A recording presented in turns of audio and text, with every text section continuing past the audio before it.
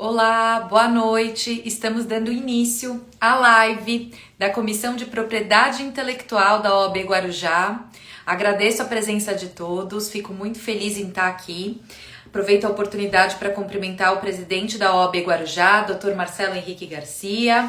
Agradecer o convite da presidente da nossa Comissão de Propriedade Intelectual, doutora Soraya Embaçaí de Mello.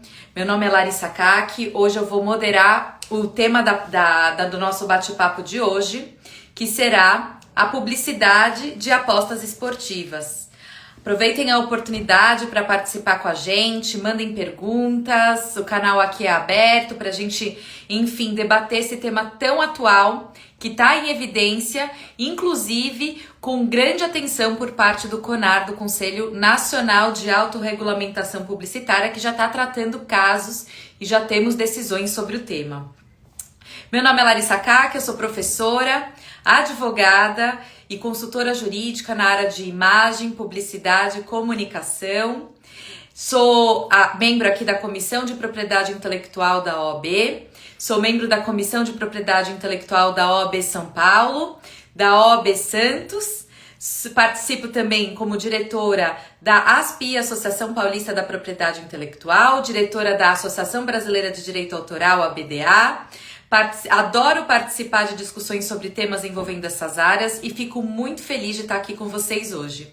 Enquanto eu aguardo aqui a chegada dos nossos colegas que vão participar hoje e vão palestrar sobre o tema, doutora Júlia Pazos e doutor Matheus Andrade Fernandes, aproveito a oportunidade para agradecer a participação deles em contribuir com esse tema tão importante. Boa noite, Boa Matheus. noite, doutora Larissa, tudo bom? Tudo Tudo bem? certo? Bem-vindo. Obrigado. Enquanto a Júlia não entra, vou aproveitar para apresentar o Matheus. Matheus Andrade Fernandes é graduado em Direito, pós-graduando em Direito da Propriedade Intelectual na Universidade de Direito de Lisboa, é membro do Grupo de Pesquisa de Direito Econômico, Propriedade Intelectual e Sustentabilidade da UFRJ, membro da Comissão de Propriedade Intelectual da OAB São Paulo, subseção Guarujá, assim como nós. A Júlia Pazos, advogada especialista em propriedade intelectual, com mais de 2 décadas de experiência, destacando-se na intersecção entre o direito, tecnologia e inovação. Graduada pela IBMEC e com especializações pela PUC-Rio e Unicamp. É sócia da Sescom e reconhecida por sua habilidade em negociações de marcas, patentes, contrato e licenciamento.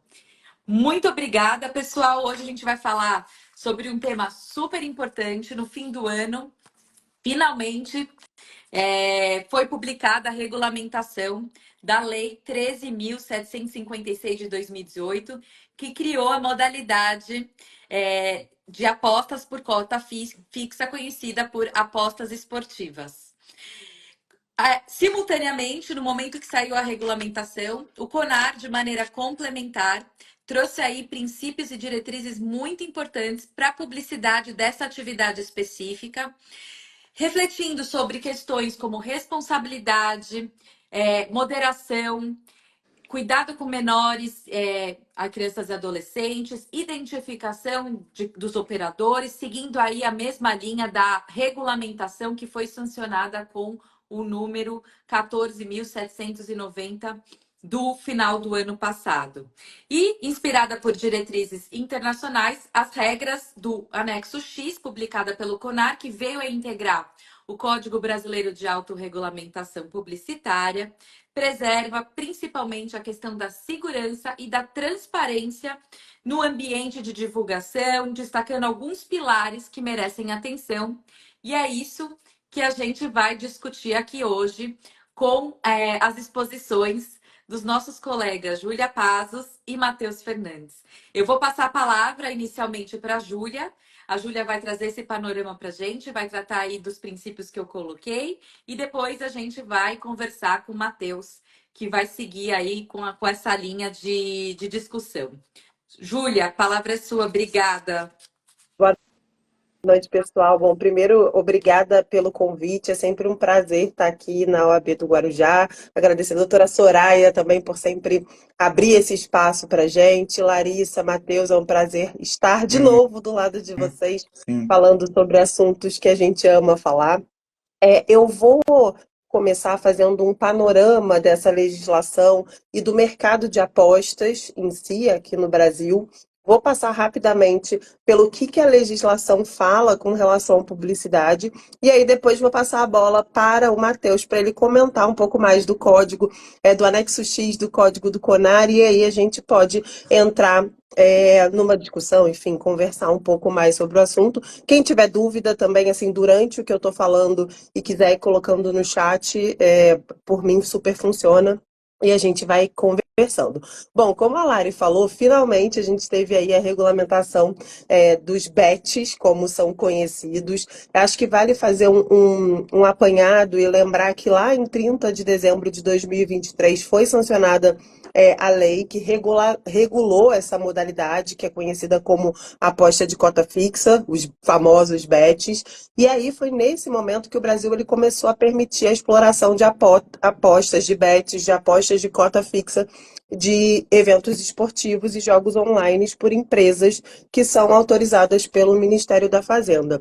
Agora, em maio de 2024, dia 21, se eu não me engano, foi publicada uma outra portaria do Ministério da Fazenda com as regras, com as condições que são necessárias para abertura, para requerimento dessa autorização para a exploração dos bets aqui no território nacional. E aí é importante a gente falar, isso é muito importante mesmo, que em breve as operações dos bets, através de casas de apostas que estão localizadas no exterior, que era o que estava acontecendo, eu vou falar um pouquinho mais à frente sobre isso, sem qualquer licença do Ministério da Fazenda para operar, vai ser proibido.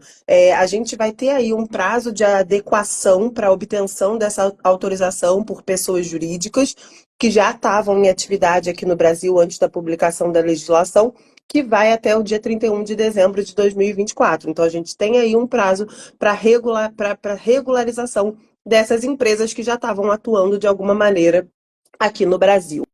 É importante falar também que, de maneira geral, a exploração de jogos de azar, ela continua proibida, como chamados, né, os jogos de azar, continua proibida aqui no Brasil, é considerada uma contravenção penal e é proibida desde lá, 1941.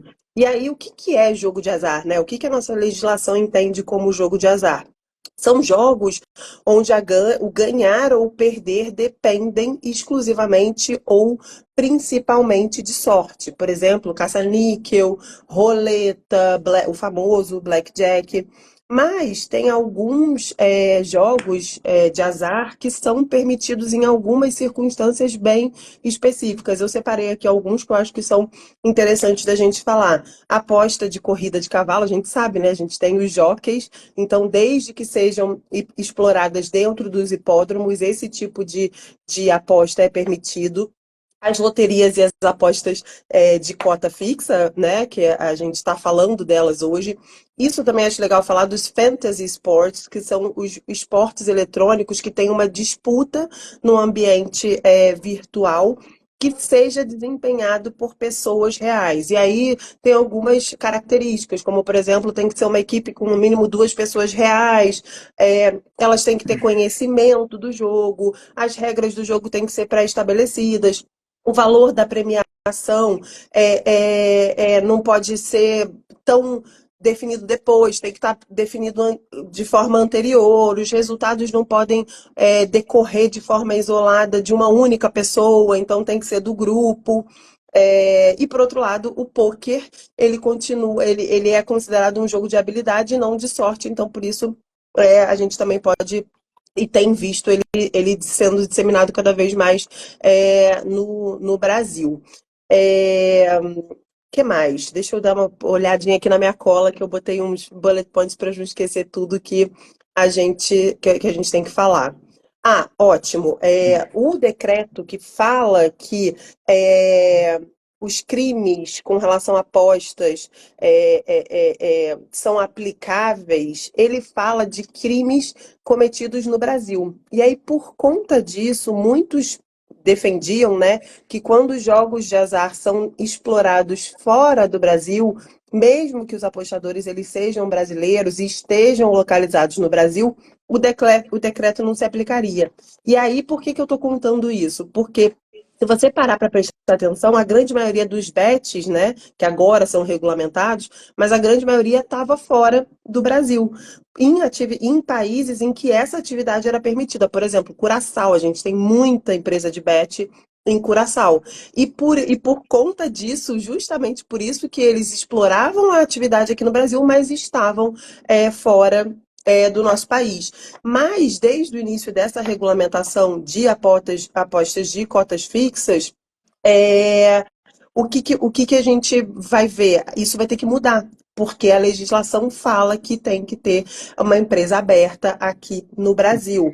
Então, apesar da gente ter esse tanto de empresas, e a gente tem várias que estão fora do Brasil, que estão operando no Brasil, que não tem presença física no Brasil, que tem um site que é direcionado para brasileiro, um site em português, recebe valor de aposta de brasileiro, mas que acaba não pagando tributo no Brasil e não tinham, né, que estar em compliance com a legislação, inclusive de publicidade, isso vai mudar. A nova regulamentação, ela indica que esse cenário ele tem que mudar e exige que as empresas de bets estejam localizadas no Brasil e tenham uma licença específica para operar aqui no Brasil.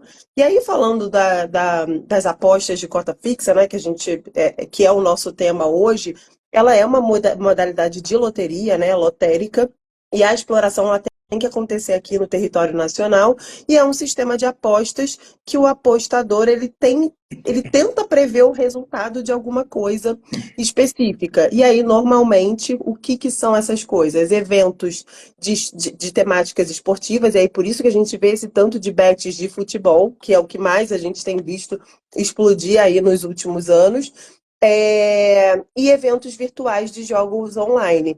Por outro lado, a gente não pode ter exploração de aposta de cota fixa com eventos não esportivos e com eventos que envolvam exclusivamente a participação de menores de 18 anos de idade. E quem que pode explorar esse tipo de aposta? Os agentes, a legislação chama eles de agentes operadores, que são pessoas jurídicas nacionais ou estrangeiras, mas que têm que estar estabelecidas no território nacional. E aí elas têm que adquirir uma outorga no Ministério da Fazenda no valor de 30 milhões pelo prazo de 5 anos. E é importante a gente falar também que pelo menos 20% do capital desse agente operador tem que ser detido por brasileiro. E, além disso, tem alguns requisitos que o Ministério da Fazenda determinou, que eu não vou entrar aqui para não ficar maçante, mas alguns requisitos que têm que ser cumpridos para que você tenha essa liberação para operar. Também é importante falar que o sócio ou acionista do controlador, né, de quem controla esse agente operador, ele não pode ter participação, seja ela direta ou indireta, em qualquer organização esportiva, obviamente, né, e nem atuar como dirigente de uma equipe desportiva que seja brasileira. Isso é muito importante, né? Até por uma questão de transparência, de compliance mesmo, porque não faz sentido você ser dono de uma casa de apostas e você, ao mesmo tempo, ser dirigente de um clube. E aí também acho que é legal falar, e a gente já falou um pouco, mas que só vai ser elegível a essa autorização para a exploração das apostas de cota fixa pessoa jurídica que seja constituída de acordo com a legislação brasileira, com sede e administração no território nacional. E aí tem essa questão de ter como participação 20% do capital social de uma pessoa jurídica brasileira, né?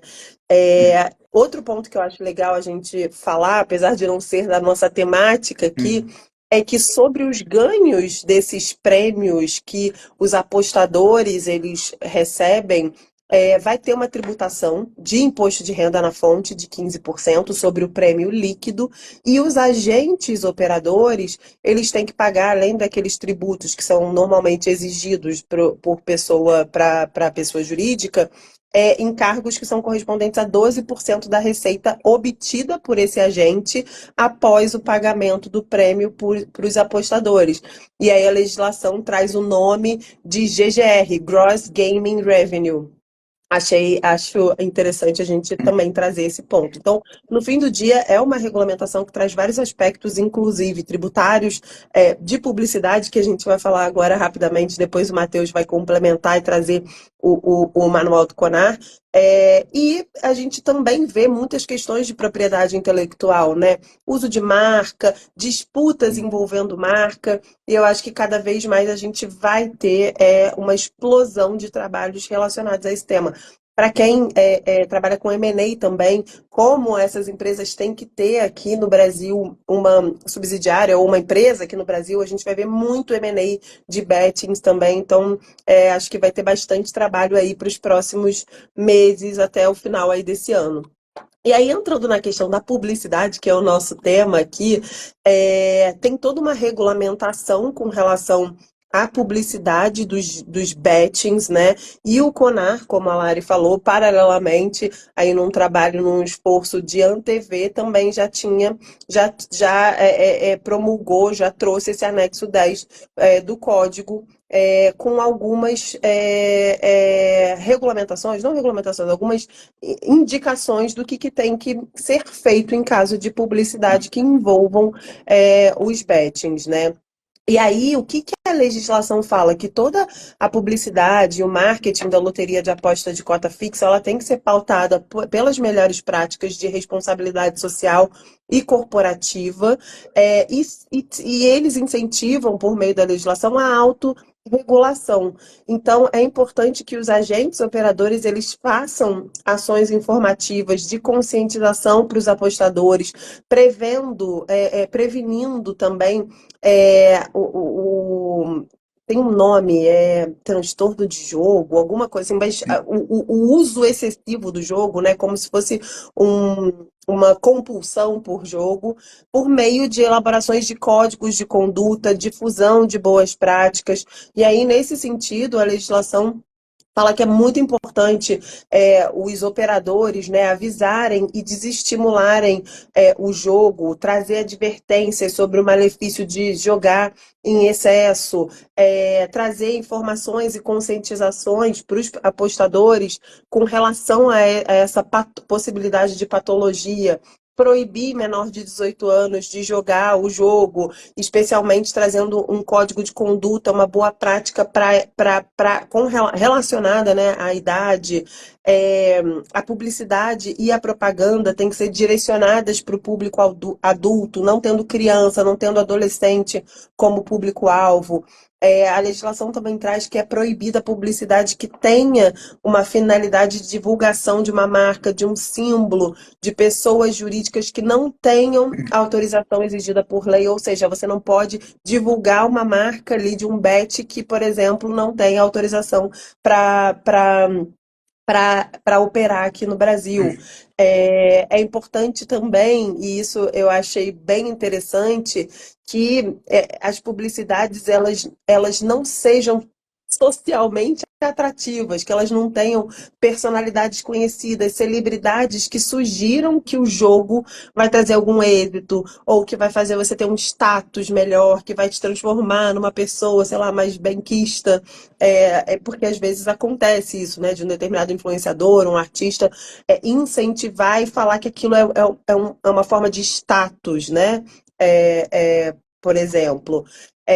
Também não pode ter publicidade falando que esse tipo de aposta pode ter uma alternativa de emprego, uma forma de ganhar mais dinheiro, de evitar problema financeiro, de ter uma renda adicional. E também a gente não pode ter marketing em universidade, em escola, que sejam dirigidas a menores de idade. Então, tudo isso vem aí dentro da legislação já com orientação com relação à publicidade, mas como a Larissa falou, o Conselho Nacional de Autorregulamentação Publicitária, o CONAR, ele publicou um novo anexo, que é o anexo 10 ao Código Brasileiro de Autorregulamentação, e o Matheus vai contar um pouquinho aí para a gente sobre o código, o que vem sendo falado pelo CONAR e quais são essas melhores práticas que vêm no artigo, no anexo 10. Boa noite, eu fico feliz por estar presente aí com vocês novamente. Eu agradeço também à doutora Soraya pelo espaço. O CONAR ele foi bem incisivo conforme esse novo decreto, né, colocando dentro do seu código o anexo X. Por quê? Trabalhando a sua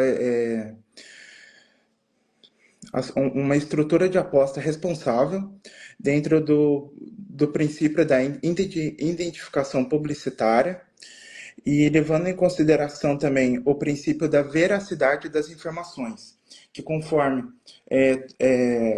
as plataformas, o jogo deverá ser de forma limpa e de que toda a sua análise ali dentro do sistema da plataforma seja aberta para todo mundo ter conhecimento de onde está vindo aquele dinheiro apostado e também sobre a questão de não de falsas promessas. O jogo ele não pode prometer que é uma causa ganha e também ele não pode prometer altos valores para quem está jogando.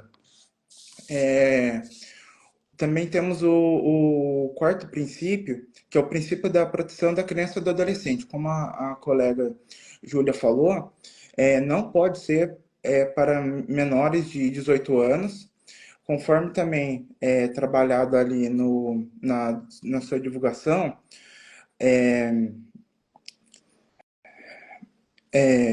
não pode ser para adolescentes, né, para não ter essa confusão entre o adulto e o adolescente, tem que ter todos os dados confirmados que aquela pessoa realmente aparenta ter 18 ou 21 anos ali para jogar, ou principalmente na área do marketing, que vai ser apresentado o pessoal que está divulgando o seu jogo, né, daquela determinada plataforma. Temos também o princípio da responsabilidade do jogo responsável, que trata também a possibilidade de apostas, de promover, não pode promover ou encorajar o exagero na prática de apostas, também não pode promover conforme de aliviar problemas financeiros, profissionais ou pessoais. Dito isso, também temos um sexto inciso, que é referente sobre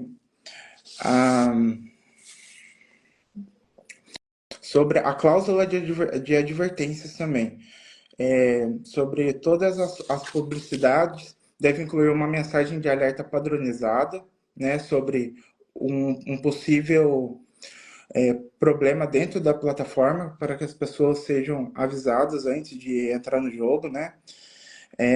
Apostar pode levar à perda do dinheiro, deixar a pessoa ali dentro da plataforma ciente que não é um ganho, né? Não é um retorno 100%, que pode ter toda essa perda do dinheiro, né?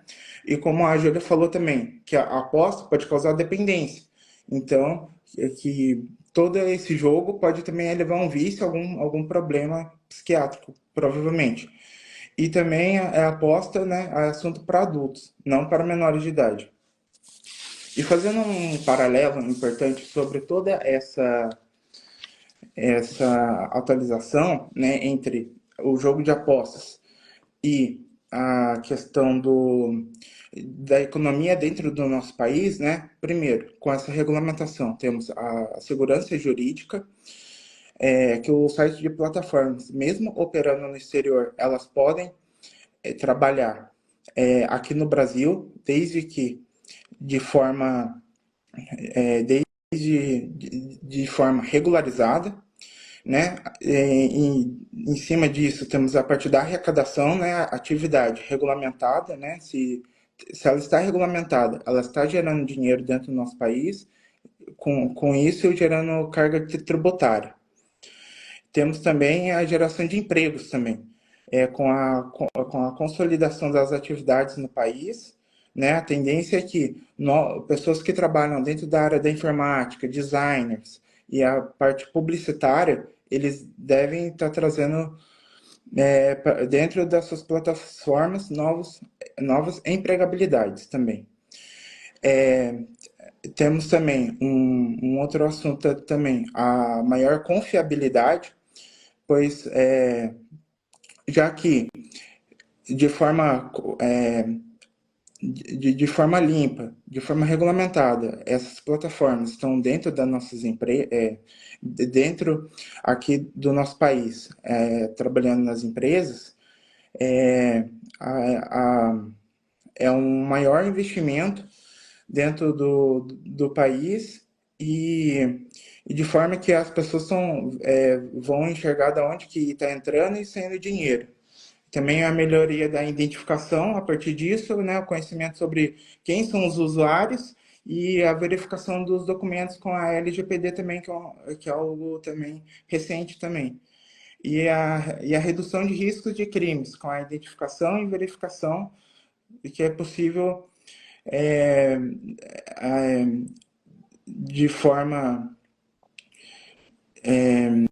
centrada, todo esse sistema, de se é ilícito ou ilícita aquele ganho que aquela determinada plataforma ou investidor laranja está tendo dentro do sistema também. Obrigada, Júlia. Obrigada, Matheus. São apontamentos super importantes. O que a gente consegue verificar é que no Brasil o controle da publicidade ele é exercido de maneira mista pelo Estado e pela autorregulamentação. E nesse caso específico, respeitando toda a parte de legislação, a parte de regulamentação, a portaria do Ministério da Fazenda, o CONAR ele trabalhou por indicação do Ministério da Fazenda para a criação do código, do anexo X do Código Brasileiro de Autorregulamentação Publicitária, não para criar regras ou princípios novos, mas para reforçar os princípios que já existiam, orientando o mercado de como aplicá-los na prática no caso da atividade de apostas esportivas. E um trabalho interessante é que a redação do anexo X do Código Brasileiro de Autorregulamentação Publicitária, ela foi elaborada pela união dos representantes das associações que compõem o órgão, que juntos criaram um GT, um grupo de trabalho, que já tinha, na verdade, exercido esse estudo na época do Guia de Publicidade por Influenciadores e resolveram novamente trabalhar em conjunto para a criação desse anexo X. E eu acho que o mais interessante também é que o CONAR ele trouxe, além da regra, da letra do código, um trabalho de visual law, um trabalho de ilustração para facilitar a compreensão pelo mercado de quais seriam as principais regras e como segui-las de forma a cumpri-las, né? Então, quando a gente entra no site do CONAR, eu até coloquei aí para vocês na mensagem o site de acesso para quem quiser acompanhar com a gente aqui nesse bate-papo. E, por favor, fiquem super à vontade. Eu vejo aqui que o pessoal está cumprimentando, mas se vocês eventualmente quiserem compartilhar algum conhecimento, alguma experiência sobre o tema ou expor algum questionamento, aqui é o lugar, o espaço para isso, então fiquem super à vontade. E para quem quiser acompanhar com a gente, tem um folder no site do CONAR que fala sobre a regra geral aplicada a questão da maneira socialmente responsável de praticar esse tipo de atividade, mas também traz regras práticas de como cumprir com o princípio da identificação publicitária, quais são as informações que devem constar da publicidade com relação à empresa que está operacionalizando a aposta esportiva no Brasil. Traz aí também regras específicas do que não pode não pode ser feito na publicidade, no material, para que seja respeitada a responsabilidade social e o jogo responsável, evitando incentivar aí essa prática por quem gosta, de maneira que que se configure de uma maneira irresponsável, que causa a ludopatia. A ludopatia é a doença de pessoas viciadas em jogo, né? Então, desde não associar apostas ao sucesso, como os colegas falaram, encorajando, deixando, abstendo-se de encorajar o exagero, de que esse tipo de prática não alivia os problemas, não substitui os problemas, não é uma solução para os problemas. Enfim, o CONAR foi muito explicativo, trouxe regras sobre o princípio da veracidade da informação. Elas devem conter aí informações importantes, relevantes e verdadeiras sobre o tipo de atividade. Então, não divulgar ganhos certos, apresentar informações irrealistas sobre apostas esportivas, a questão de afirmar ou sugerir uma ilusão ao controle, esse tipo de informação, de divulgação, de estruturação publicitária deve ser evitada nesse contexto. Trouxe também algumas regras importantes, como o próprio Matheus comentou, sobre a proteção da criança e do adolescente. E aí vai desde o símbolo acima de 18 anos, que deve conter lá. As pessoas que aparecem na publicidade desse tipo de prática, elas têm que ser e aparentar ser maior de 21 anos. Isso me lembra, inclusive, eu não sei se vocês acompanharam, a época que houve a alteração dos anexos relacionados a bebidas com teor alcoólico. O próprio anexo do CONAR, ele trouxe essa regra também para as pessoas que aparecem nesse contexto, exigindo que elas fossem e aparentassem ser maior de 25 anos. E é um tema importante também. A gente percebe que toda essa estruturação segue uma linha de trabalho que já vai sendo exercida pelo CONAR há muitos anos, com esse cuidado de direcionamentos éticos e boas práticas praticadas no mercado publicitário. Polari, um Além de ponto cláusula de que eu advertência. achei super interessante no Código do CONAR especificamente, a questão dos influenciadores. Não basta, ele obviamente tem que ser maior de 18, parecer maior de Sim, 18, eu também achei mas isso. eles têm que ter como público-alvo maiores de idade. Ou seja, não pode ser um Lucas Neto da vida ou alguém que tenha um público majoritariamente menor de idade fazendo uma publi de um betting. E isso faz muito sentido, até mesmo se a gente pegar aquele episódio que a gente teve aí do jogo do Tigrinho, eu acho que foi do Tigrinho, né? Que vários influenciadores fizeram publicidade e fizeram publicidade de uma maneira não tão bacana, não tão transparente, e muita gente perdeu muito dinheiro e confiou ali naquele cara que estava dando aquela indicação. E vale falar, eu acho que isso é muito importante, quando a gente fala de influenciador, a gente está falando de comunidade. A gente não está falando de uma pessoa só que fala e que eventualmente alguém compra. Quem é influenciador mesmo, quem tem o seu público, tem uma comunidade que compra o que você fala, que compra os seus valores, que compra os seus princípios. Então, a partir do momento que você faz uma publicidade sem você ter qualquer tipo de princípio ali por trás, você pode sim estar incentivando alguém a tomar um ato que talvez a pessoa não tomasse, e que ela está tomando porque ela faz parte daquela comunidade, porque ela confia, acredita e quer fazer parte daquilo que você está indicando. Então, eu acho que isso foi um ponto muito bem acertado do público para o qual o influenciador está falando, e não somente o influenciador, obviamente, ser maior de 18 e aparentar ter mais de 21 anos. Não, são realmente pontos que merecem muita atenção. E a questão da atenção à criança e ao adolescente, a gente percebe que foi tratado de maneira muito cuidadosa e aprimorada aqui no código no anexo X do Código Brasileiro de Autorregulamentação Publicitária.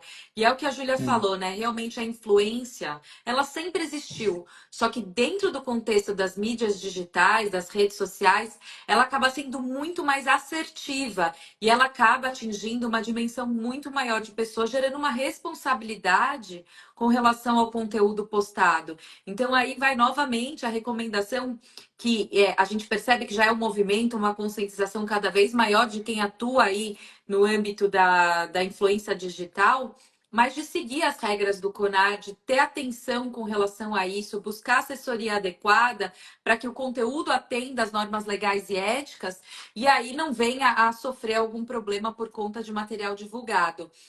A gente percebe que o CONAR já está super atento, já tem representações abertas instauradas para tratar sobre publicidade de apostas esportivas. Inclusive, as decisões, os resumos das decisões são divulgados no site do órgão, para quem tiver interesse de acompanhar. Todo mês o CONAR faz aí o apanhado dos seus julgados e divulga para que todos tenham acesso dos debates e discussões e possam seguir aí com as reflexões desse tema que é tão novo e tão importante para todos nós. Eu vi aqui que a própria Soraya, ela me levantou aí uma pergunta. Trio, como a publicidade de apostas esportivas pode afetar a imagem das equipes e dos atletas?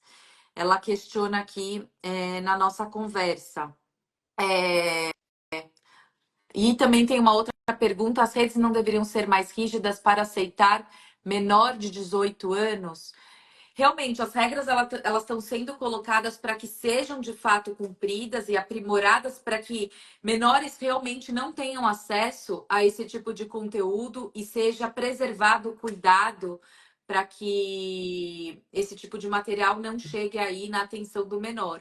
Eu entendo que a gente vai sim observar cada vez mais o cumprimento dessas regras e um cuidado mais rigoroso para que os menores não tenham esse acesso. E quanto à pergunta da doutora Soraya, eu questiono ela, na verdade, se isso diz respeito à responsabilidade desses atletas e equipes no momento que eles divulgam nas camisetas. Eu não entendi ao certo se seria do Eu ponto de acho que eu vista. entendi. Eu acho que eu entendi, se for o que eu estou pensando, que eu vejo, assim, às vezes, vamos supor, tem algumas empresas de bets que, de alguma maneira, usam como marca nomes de, ou pedaços, frações de nomes de time. Eu não vou falar aqui para não expor, mas tem alguns que você bate o olho e você imagina, por exemplo, que é um, uma, um betting de um clube específico. E aí, se isso, eu acho que isso, eu estou interpretando aqui, Soraya, você me corrige se eu estiver errada. E o quanto que isso pode influenciar positiva ou negativamente na imagem daquele clube. A gente vê, tem muito betting que usa ali as três primeiras letras de um determinado clube, ou as últimas, ou faz Ou menção às cores do clube, e isso, de alguma maneira, vamos supor que tem um escândalo com esse betting, que de repente as melhores práticas não sejam seguidas, se isso de alguma maneira não vai influenciar e manchar ali a imagem do clube. Eu, particularmente, tenho uma opinião sobre isso. Acho que clube, normalmente, eles também protegem suas marcas e têm aquele direito. E se eles têm aquele direito, apesar de não ser especificamente a mesma classe, a gente está falando de uma aposta esportiva de esporte. Aposta esportiva não, uma aposta relacionada a um esporte no qual aquele clube tem uma marca registrada. Eu acho que é totalmente defensável que há uma colidência, nem que seja por afinidade, e que pode levar o público consumidor ao erro. Ou seja, eu vou lá e aposto no fulaninho bet, que é o mesmo fulaninho do meu clube, porque eu quero apoiar o meu clube, mas ele não tem nada a ver com o meu clube, de alguma maneira está havendo ali um uso indevido da marca para angariar uma clientela que não é daquela empresa. Essa é a minha opinião sobre o tema. Ou de repente pode ser um jogador de forma isolada fazer se autopropagar dentro da plataforma também. Sim, Aqui também há um questionamento no seguinte sentido: a gente está falando aqui dos influenciadores digitais, e a pergunta diz: nos casos relacionados aos influencers, quais seriam as sanções do CONAR se não respeitam faixa etária? Então, na verdade, o CONAR, ele é um conselho de autorregulamentação publicitária, ele recomenda boas práticas. Então, as decisões, elas não têm força coercitiva.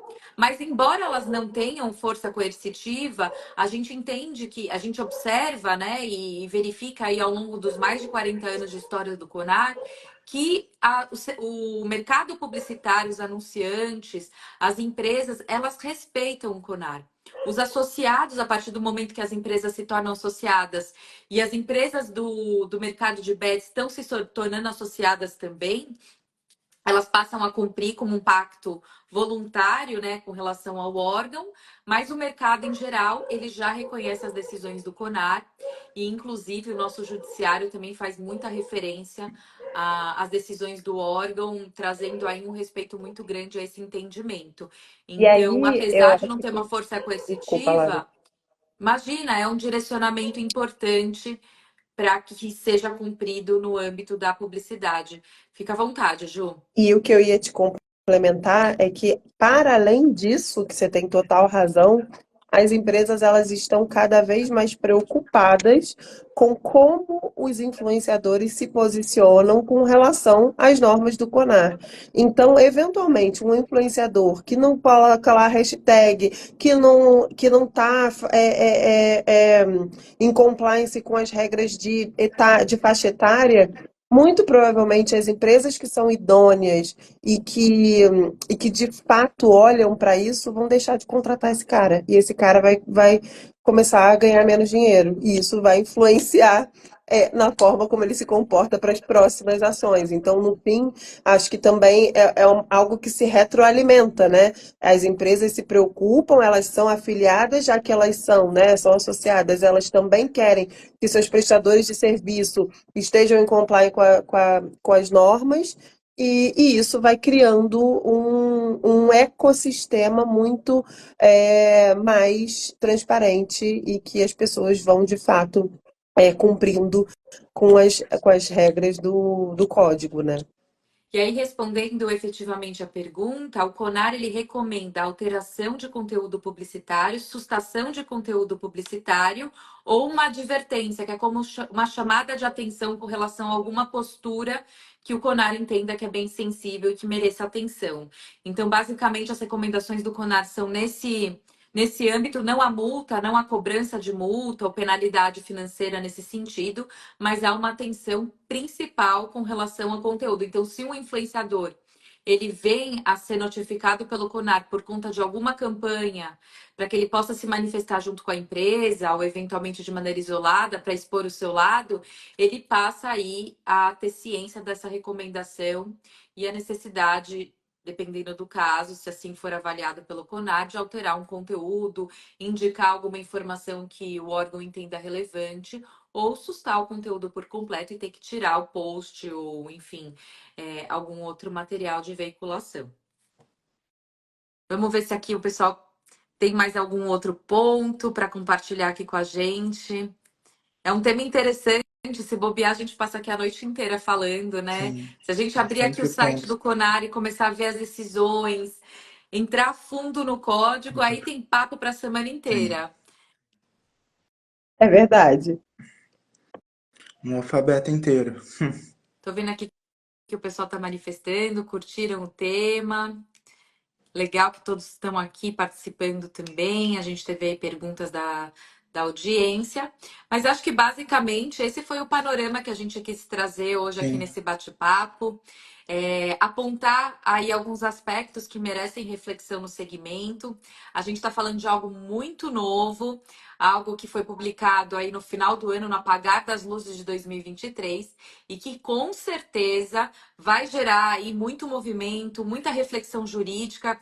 Para quem quiser atuar nessa área, vale a pena acessar o site do CONAR, procurar as decisões, acompanhar o desenvolvimento e a evolução do debate sobre o tema, que eu imagino aí que a gente vai ter muita novidade nos próximos meses. Então, basicamente é isso.